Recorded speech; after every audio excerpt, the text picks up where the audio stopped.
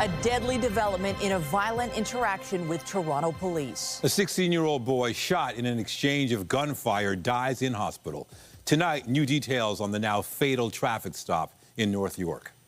Good evening. The province's Special Investigations Unit says the teen was one of 6 people in a vehicle pulled over by police Sunday night. They're now trying to determine what led to the gunfire and whether the use of force by police was justified. CTV's Mike Walker joins us live from the scene near Bathurst and Shepherd with this latest development. Mike.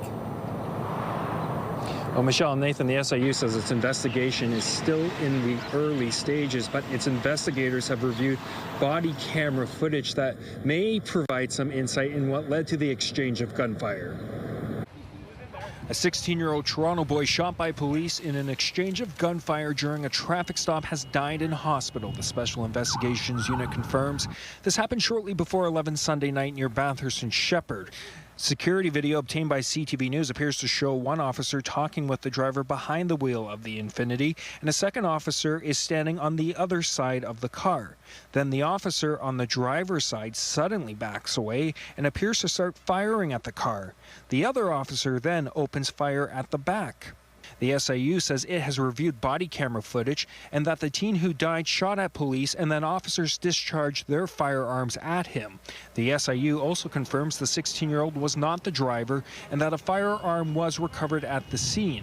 Its investigators are now trying to determine if the use of force by police was justified. CTV's public safety analyst Chris Lewis says these are difficult and in-depth investigations. Looking at the circumstances, Mike, as to why the officers drew their firearms. So what occurred there? What did they know? What did they hear? What did they see?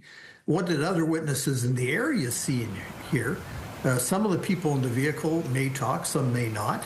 And then what evidence is in the vehicle? Dashcam video posted to social media appears to show a red vehicle pass through the intersection at Bathurst and Shepherd on a yellow light. Police are seen in the left turning lane and then pull a U-turn. Moments later, they pull the vehicle over. SIU investigators say the vehicle involved in this incident was initially pulled over for missing a front license plate and that 6 people were inside.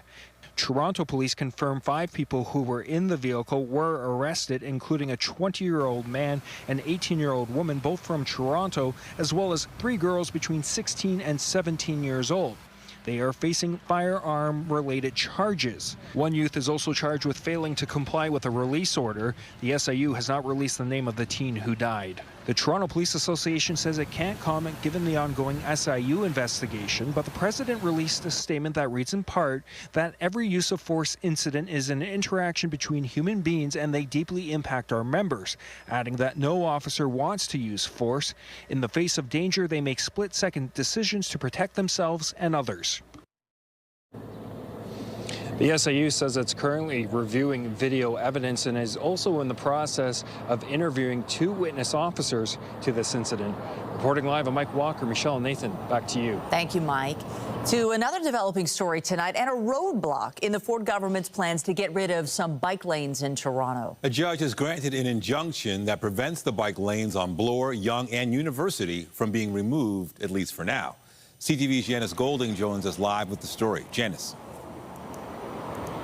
Hi, well, the bike lanes here along University aren't going anywhere anytime soon, despite a promise from the province last year that they'd be tearing them out. Today, the Ontario Superior Court ruled that they would be putting in place an injunction that would put pause to the Ford government's plans to remove bike lanes along 3 major corridors: Bloor Street, Yonge Street, and University Avenue.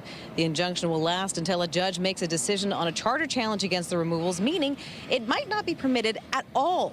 Now, last year, the province gave itself permission to remove 19 kilometers of bike lanes over the city's objections, saying it would reduce traffic congestion. But bike lane advocates challenged that decision, saying it would violate this charter's guarantee to life and security of the person. An injunction is only granted when a judge decides the issue is serious and it could cause the applicants irreparable harm. Today, Judge Paul Chabas wrote that he had concerns about whether the removal of the targeted bike lanes will serve the public good, adding that there was little evidence doing so would improve traffic congestion, while cyclist safety could be impacted. Here's reaction from Michael Longfield from Cycle Toronto. Not every trip is bikeable and not every person is going to choose to ride a bike. But if you have a network of safe and protected bike lanes, like the bike lanes on Bloor University and Yonge Street, that gives people more transportation options to get around. Toronto's traffic issues are obviously real, but they're also not dissimilar to what other major North American cities are facing, like New York, Montreal, and Vancouver. And all those cities have networks of protected bike lanes. So you've just heard from one of the applicants. Now here is a response from the Transportation Minister's office in which they say, we were elected with a clear mandate to get people out of traffic by restoring driving lanes to keep some of our busiest roads moving. We intend to respect the court's decision.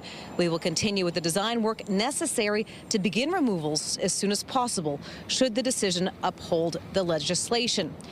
Meanwhile, the mayor's office just issued a statement saying bike lanes keep people safe and that city councillors voted to formally oppose the province's plans to override the city's authority and remove bike lanes. That's it from us here outside the Ontario Superior Court. Now back to Michelle. Thank you, Janice. Still ahead on CTV News, 5 former World Junior hockey players accused of sexual assault converge in a London, Ontario courtroom as their high-profile trial gets underway. We'll tell you what happened in court. But first to the tributes pouring in from around the world for the late Pope Francis. We now know the funeral will be held on Saturday. The pontiff is now lying in state in an open coffin inside the chapel of the papal residence, and the faithful have already started to gather in Rome. CTV's Genevieve Beauchemin reports. A glimpse of the people's Pope Francis lying in state here in the chapel at Casa Santa Marta, where he lived simply and passed away. Vatican employees and those closest to the pontiff were first to pay tribute. Among them, Vatican analyst Gerard O'Connell. After more than 20 years, knowing him as a friend, to know now he's no longer a friend on earth, he's a friend in heaven. The Vatican has released some of the details of the Pope's final hours. He rested in the afternoon, had an early dinner. He thanked his health assistant for granting him his wish to ride through St. Peter's Square. And then, in the early morning hours Monday, he suddenly passed away. Hundreds of thousands are expected to pay their respects in accordance with the age-old rituals and traditions of the Catholic Church. In the crowd today, a group from Canada, from the Holy Spirit Parish in Stittsville, Ontario. The world lost quite a guy. I mean, he was,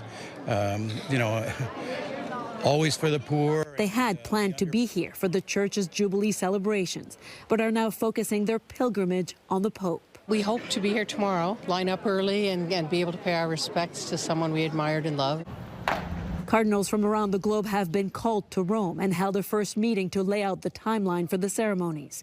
The Pope's body will be moved to St. Peter's Basilica for the public viewing that will last 3 days. The funeral will be held Saturday. He simplified the ceremony to say, let's make it like any ordinary Christian. A procession will then take the Pope's body to St. Mary Major for burial in a simple wooden coffin in accordance with the Pope's final wishes, near an icon of the Virgin Mary he admired in a basilica where he often prayed. So many here say they hope to take part in at least some of those ceremonies to show just how much they admired the Pope. Genevieve Beauchemin, CTV News, Vatican City. Canada's newest cardinal, who was appointed by Pope Francis, led prayers in honor of the late pontiff at St. Michael's Cathedral this afternoon. He is also one of 2 cardinals from Toronto who will play a role in choosing the next pope. CTV's Scott Lightfoot joins us live with more on the local tributes. Scott. Michelle, special prayers were offered here at St. Michael's Cathedral this afternoon during afternoon mass, very similar to what was done in churches and cathedrals across the world as millions of Catholics continue to mourn the loss of their Holy Father. Inside St. Michael's Cathedral this afternoon. It is a day of mourning, a day of sadness, but in the Easter octave and in this holy year, it is a day of hope and day also of thanksgiving to God. Prayers of remembrance for the late pontiff. Hundreds gathered for a midday mass for the repose of the soul of Pope Francis. I think he'll be remembered as a great man, a man of courage. He stood up to a lot of people in the church who probably weren't happy about everything he was doing. And I think he took chances, and he stood up for those who were greatly in need, and I think that's really important. For millions, Francis was the father of their faith. I can attest to a great man. He had a great attentiveness to the person in front of him. But for the Archbishop of Toronto, he was also a cherished supporter. Frank, Cardinal Leo, last spoke to Pope Francis in December, when the Pope elevated Leo to the position of cardinal. He always was very much concerned of what was happening in Canada.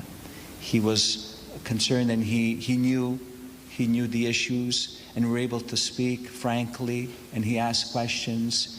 Truly caring person. Now Leo, as well as Toronto's Archbishop Emeritus, will head for Rome, first to participate in the funeral for Pope Francis, and then to gather with fellow cardinals to begin the solemn process of choosing the Pope's replacement. And Cardinal Leo didn't want to talk about the conclave or any of his thoughts on who might lead the church next. Instead, he wanted to keep the focus on Pope Francis. Cardinal Leo and the Archbishop Emeritus, Cardinal Collins, will be leaving tomorrow for Rome. Before they go, there will be another service here tonight at 7:30, a service of prayers in honor of Pope Francis. Reporting live outside St. Michael's Cathedral, I'm Scott Lightfoot. Nathan, back to you. Thank you, Scott. Also tonight, anticipation is building as the playoff Battle of Ontario continues in just over an hour. A preview of Leafs versus Sens Game 2 coming up. But first, we take a live look outside. Bright sunshine has been with us for much of the day. Nice mild temperatures to go along with it, and a beautiful shot right now of the waterfront this hour. Let's bring in Lindsay Morrison for a look at the current conditions and the specifics. Looks pretty fabulous. It has been a pretty good day, Michelle. We started off with some cloud cover. That moved on out, and as you can see behind me, not much to show you on the satellite and radar. So enjoying a blue sky as we make our way into this evening. Now, it is still a little windy out there today. Those winds coming out of the west sustain near 30 kilometers per hour, gusting closer to 40K. We're going to tap into a bit more of a northwest wind tonight, and that will help cool us down a little bit. But right now it is 14 degrees, and under that sunshine, dare I say, perfect conditions for gathering outside at Maple Leaf Square for the Leafs game. Now, conditions will be a little bit cool overnight. We'll talk about that coming up in your forecast. For now, though, Michelle, back to you. Lucky for those fans. Yes, we're live over Maple Leaf Square, where the Battle of Ontario is back on the ice tonight. The Leafs looking to take a 2-0 series lead as they face the Ottawa Senators. Puck drops for Game 2 tonight. CTV Sean Lee Fong joins us live with the details. Can you hear me? Nathan, I can barely hear you because I'm in the second best place in the city to be right now. Maple Leaf Square is live already, and we're almost an hour and a half until puck drop coming up at 7:30. The crowd is ready. The Leafs are up by 1, but this crowd wants 2. In the sea of blue and white, with fans eagerly waiting for the start of Game 2, predictions are going one way. Leafs are going to win. Leafs are going to win. Well, if you don't think that it's our year, you better pack your stuff up and get out of here because it is. Leafs are going to go up 2-0. After a solid 6-2 victory in Game 1, if the Leafs were to win tonight, they would go up 2-0 in a playoff series for the first time since 2002. Inside Scotiabank Arena this morning, the mood was calm as Leafs players are expecting a different type of game tonight. Yeah, we know they're going to come hard. But the team is looking for home ice to provide the same advantage. Just hearing the crowd, seeing the towels, just the energy, I think that was the coolest thing. Hopefully the rink's rocking again like it was last game and able to give us some energy when we need. For Ottawa, more players hit the ice this morning as the younger Senators are hoping to find their footing. When you step on the ice for the first time in the playoff, whether or if you're 37 or 20, it doesn't matter. You're a little nervous, you're excited, there's a lot of emotions, you just got to be able to control those. And while emotion took over the final moments of Game 1, Leafs coach Craig Berube says it was a nice introduction to the Battle of Ontario. You know, I didn't really understand all of it, before. I watched it in the past, obviously, but, there's some hatred there for sure, and it's pretty good. I enjoy it. So, guys, just when you think it couldn't get much louder in Maple Leaf Square, they've been giving out these cowbells, guys. Let's hear this. Everybody in the crowd seems to have these tonight, so it's going to be even louder than it's ever been inside. A lot of cowbells. all about. We're reporting live on Sean Leatham. Let it back inside. Thank you, Sean. Well, 5 former members of Canada's World Junior Hockey team pleaded not guilty to sexual assault today. They submitted their pleas as jury selection began in a London courtroom. CTV's Adrian Gabriel reports. One by one, 5 players of the 2018 gold medal winning World Junior Hockey team arrived flanked by their lawyers.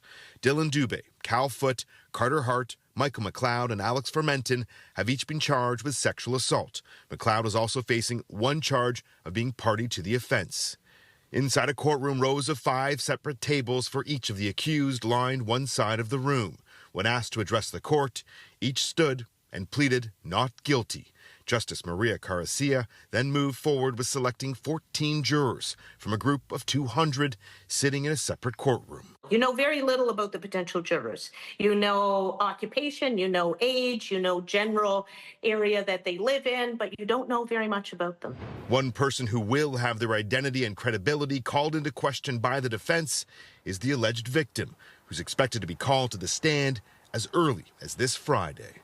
A lot of times in these sexual assault cases, it comes down to the word and the testimony of the complainant. The alleged group sexual assault took place inside this London, Ontario hotel in June of 2018 following a Hockey Canada gala. A lawsuit filed in April of 2022 states that the alleged female victim met a group of young men at a bar following the gala and had consensual sex with one of the players. She alleges that afterwards, 7 others entered the hotel room and, quote, directed, manipulated, and intimidated her into remaining in the room where she says she was sexually assaulted. It's always difficult for the Crown to prove these cases because at the end of the day, it is proof beyond a reasonable doubt. Today, we also heard a list of more than 40 names of potential witnesses. Some of those who could be taking the stand include members of that World Junior Hockey team who haven't been charged, some of which were playing in the Stanley Cup playoffs. Adrian Gabriel, CTV News, London, Ontario. Closing arguments began in the trial of 2 people accused in the fatal shooting of an OPP officer. Constable Greg Perchala was shot in December 2022 while responding to a vehicle in a ditch west of Hagersville near Brantford. A jury is hearing the case against Randall McKenzie and Brandy Stewart Sperry. They're charged with first-degree murder. Both have pleaded not guilty. To the federal election campaign, all parties have now released their costed platforms. And the leaders have been throwing around some very big numbers. CTV's Colton Prale has the details.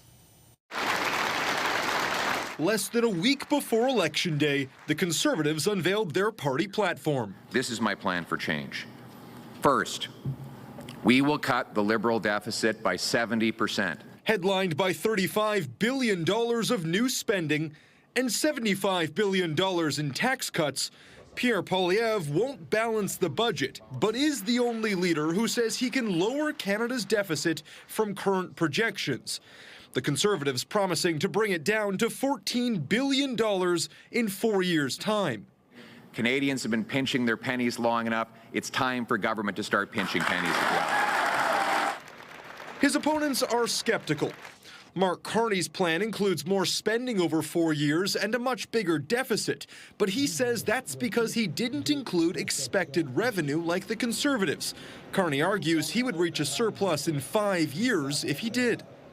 We are in a crisis, and in a crisis, you always plan for the worst. You don't hope for the best, and so you don't make those types of assumptions. Economists criticized the accounting in both plans, saying neither the Liberals nor Conservatives use a baseline that properly takes tariffs into effect. If you add in the tariff damage and if you took out these induced effects, all of them project pretty sizable deficits going forward and a maintenance of our high debt to GDP burden. Meanwhile, the NDP say both parties aren't investing enough in people. You know, both of them, I think, don't have the right priorities when it comes to spending that type of money on millionaires and then proposing massive cuts for you and your family. I think that's the wrong priority. Singh's platform has the highest amount of new spending, but counters that with extensive revenue gains from taxes on wealthy people and businesses. Colton Prale, CTV News, Ottawa. Meanwhile, a record number of people cast their ballots in the advanced polls. Preliminary figures show more than 7.3 million Canadians voted during the long weekend between Friday and Monday. That represents about a quarter of all registered voters. The number was up 25% from early voting figures in the 2021 federal election, when 5.8 million people cast their ballots early. And this was the last day Canadians could vote ahead of the April 28th election. They had until 6 p.m. to vote at an Elections Canada office in their riding. It was also the final day to apply to vote by mail on the Elections Canada website. Otherwise, ballots will have to be cast next Monday on Election Day. And be sure to stay with CTV News next Monday night for results, analysis, and perspective from all across the country. Our election night coverage gets underway at 7 p.m. Eastern, led by Omar Sachedina and Vashi Capellos. A new exhibit in Toronto is inviting people to deepen their understanding of a painful and violent day a year and a half ago. It's a tribute to the people killed at the Nova Music Festival in Israel on October 7th of 2023. As CTV's Beth McTennell reports, survivor stories are at the forefront of this immersive experience. The exhibit is a step inside the world of revelers at the Nova Music Festival. Attendees take in the spirit of the gathering and follow along as the dancing suddenly stops and the horror plays out. Once the terrorists attacked and people were running away, they left their belongings behind, everything. This is the recreated campground. Personal items abandoned alongside footage of survivors concealing themselves in bushes and portable toilets with bullet holes. Ophir Amir jumped in a car to escape. He and his friend were shot multiple times. We were lying next to the car, my friend and me, and unfortunately 2 hours later I saw him take his last breath and he died next to me. During the attack, festival goers hid wherever they could to survive, including the bar area, even climbing into these fridges. The exhibit shows some of the burnt-out cars many used to get away, only to be confronted by terrorists along the road. Mikhail Ohana was also shot. She hid for 7 hours while 2 of her friends were taken hostage. It's pain, and it's so deep. And because this, I'm here today to show the world what happened and to fighting every day to bring them home. In all, from the festival, 43 people were taken into captivity and 412 were murdered, 4 of them Canadian. Their stories, too, are showcased at the exhibit. Survivors say sharing the installation is a testament to the strength and resilience of all those impacted by the attack. There was so much hate and so much denial on social media everywhere in the world. And with this exhibition, we can educate, fight anti-Semitism, and tell our stories. The exhibit in Toronto comes after runs in Tel Aviv, New York, LA, and Miami. It's on here until June 8th. All proceeds from tickets support Nova Music Festival survivors.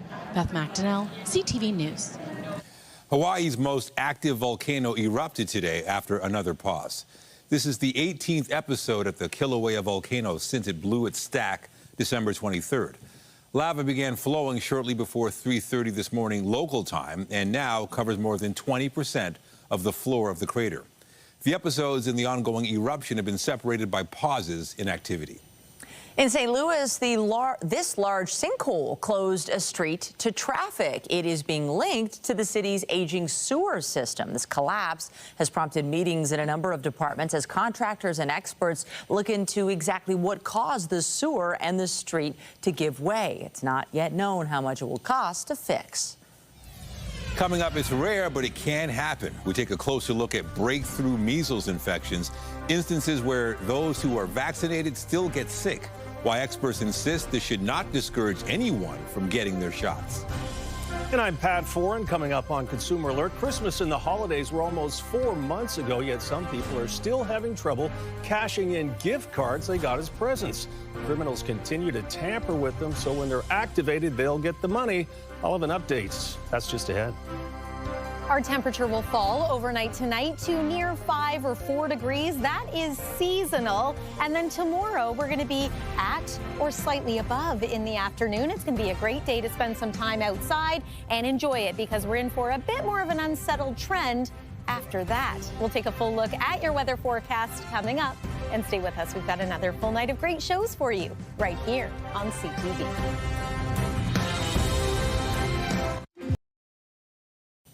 Gift cards have become a billion-dollar business in Canada, and they remain a popular present, especially over the holiday season. And most are given and received without any problems, but they remain a target for thieves, and it can be frustrating if you get an empty one. Pat Foran joins us with Consumer Alert. Pat. Thanks, Nathan and Michelle. I received a gift card with a zero balance. The person who gave it to me was embarrassed, and it took 2 months of phone calls and emails to be reimbursed. If it happens to you, you're often caught in a loop with two sides blaming each other for the problem.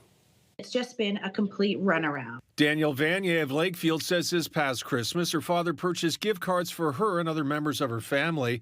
There were $300 worth of gift cards for Sephora and Home Depot. But when they went to use them, the cards were empty. Upon using those gift cards, we've realized that none of them had a balance on them. They were purchased at Shoppers Drug Mart, and Vanier says even though they had the receipts and the gift cards, she kept being bounced back and forth between Shoppers and the stores the gift cards were for. To me, it feels like everyone's passing the buck and nobody wants to take responsibility and take the time to investigate this. Criminals may go to a store, copy the card number and bar activation code, then reseal the package. They may also place fake barcode stickers on the cards. When the card is activated, money that's added goes to the scammer instead of the gift card holder. You want to make sure that the card has not been tampered with in any kind of way. The Canadian Anti-Fraud Centre says to protect yourself, examine gift cards before buying them. If it looks tampered with, don't buy it. Buy gift cards that are behind the counter or online and save your receipt in case there's a problem. Some companies are now enclosing higher value gift cards in a hard plastic case to avoid tampering. We always advise to use a credit card to make the purchase for the gift card. So if anything does occur, you have that fraud protection to fall back on. Vanier says after 4 months of trying, she just wants her family to be reimbursed. It's not fair and it's unacceptable. When CTV News reached out to Shoppers, a spokesperson for Loblaw said, gift card fraud is an issue impacting the retail sector as a whole. Our store teams are trained to recognize tampering and do their best to intercept suspicious transactions before purchase. Loblaw apologized and refunded Vanier's family $300 in Shoppers gift cards, which was good news for them. Thank you so much, CTV. We are so happy now that we have been replaced for the gift cards. Couldn't have done it without you. Thank you. And it's believed gift card fraud is underreported. Also, if you have gift cards, use them. It's estimated 40% of gift cards are never used. They're sitting in wallets and drawers, which is pure profit for retailers. On your side, I'm Pat Foran.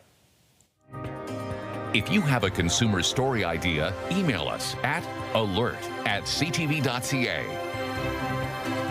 All right, sunshine right now. I'm thinking if you're heading to Maple Leaf Square, we're probably already there.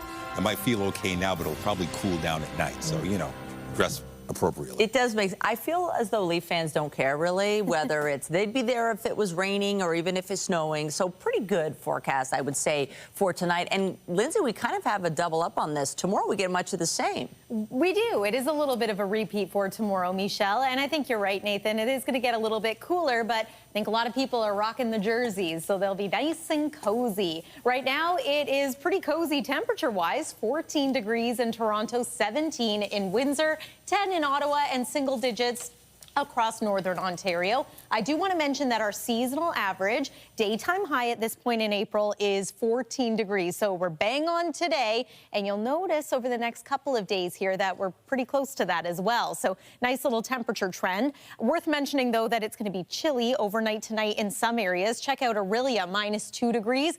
-3 overnight for you in Peterborough tonight. That is cooler than normal, but then we anticipate a nice little rebound in temperature for tomorrow afternoon, especially the farther away from the lake you are. So, for example, 17 degrees for you in Guelph compared to 12 in Burlington, 18 for you in Aurora. But again, communities like Pickering and then over toward Oshawa going to be slightly cooler than that. Uxbridge, not bad. 17 is your forecast daytime high.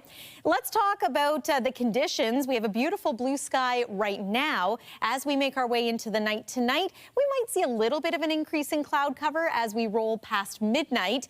As far as any active weather is concerned, we're not really going to be dealing with that until perhaps late tomorrow night, and then there's an elevated chance as we make our way into the day on Thursday. Waking up tomorrow morning, so this is similar to what we experienced today. A little bit of cloud cover early on. We may have some footage of that we can show to you, but I'll let you know in just a moment. Early this morning, we had some cloud cover. We had a sunrise that was a little bit muted by those clouds, and you can expect that it will be similar tomorrow as well. As the day goes on, clearing, that's great news. Into the nighttime hours, slight chance of a passing shower, maybe a thunder shower, and then Thursday, let's pause this here to show you midday, unsettled, generally speaking, north of the GTA, and we could get a couple of passing showers as a result of that trough as well. Chance of showers into the day on Friday and also into Saturday, so becoming a little bit unsettled. No particular day is a washout. It's just one of those situations where you will want to keep the umbrella handy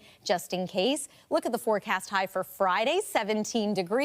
And then the weekend, a little bit of a cool down on Saturday, but we're back up on the warm side of seasonal for Sunday. And it looks as though we've got some pretty pleasant conditions into the early part of next week, too. Overall, not a bad looking 7-day. That's the weather for now. Nathan, over to you. Thank you, Lindsay. Also tonight, the Force has arrived in Toronto, along with the stars of the Star Wars series. CTV News is on the red carpet at the premiere of Andor Season 2.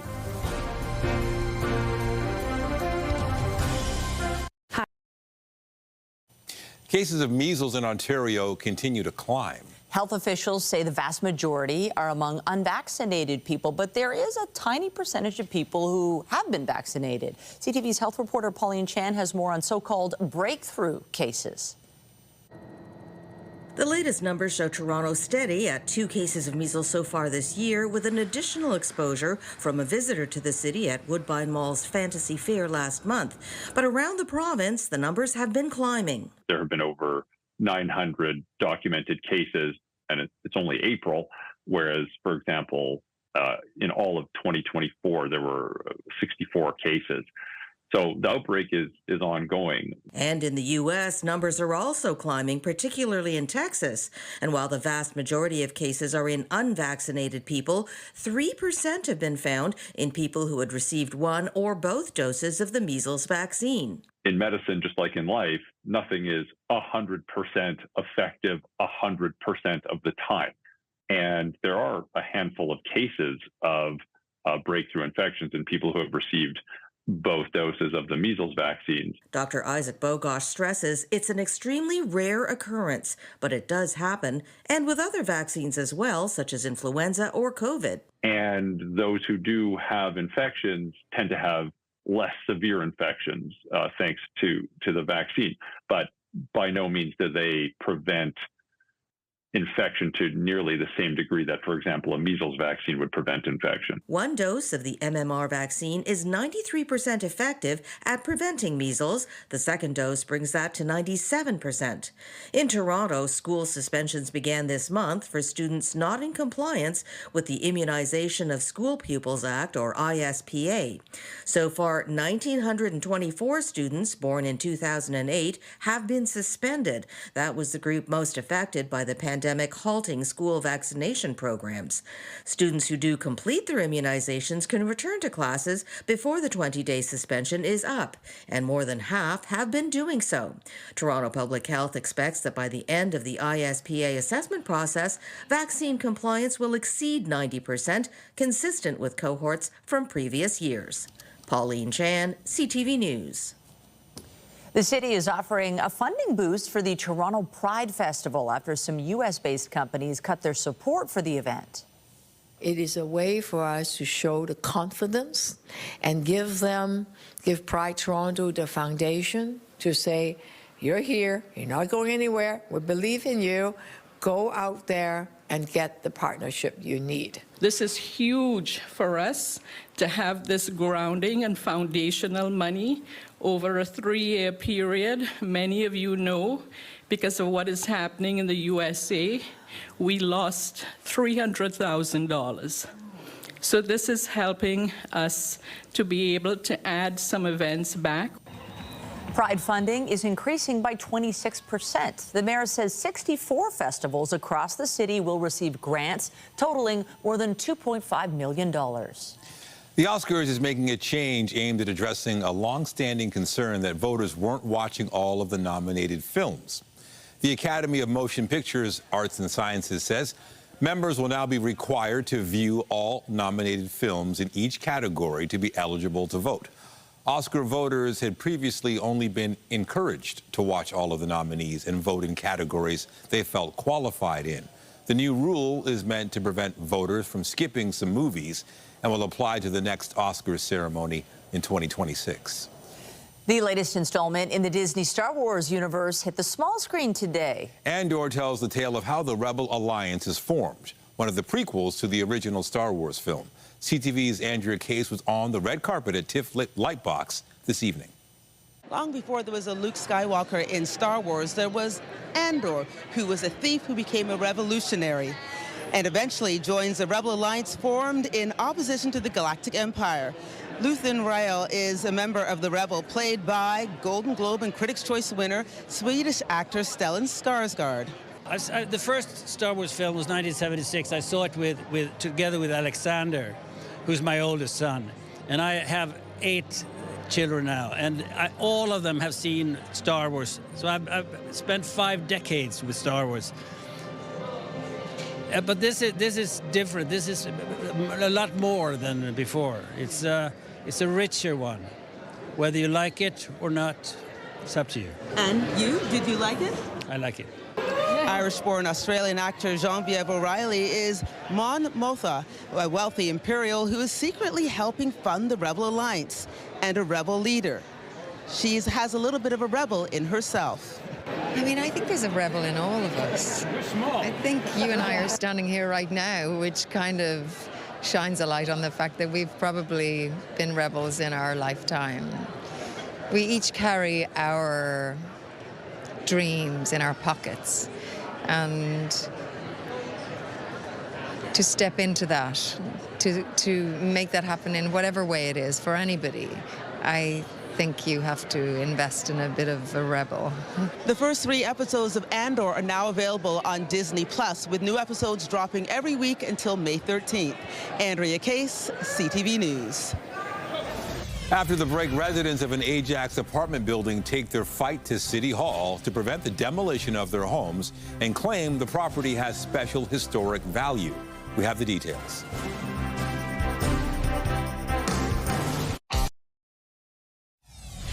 Looking at the circumstances, Mike, as to why the officers drew their firearms. Updating our top stories, a 16-year-old Toronto boy shot by police in an exchange of gunfire Sunday night has died in hospital.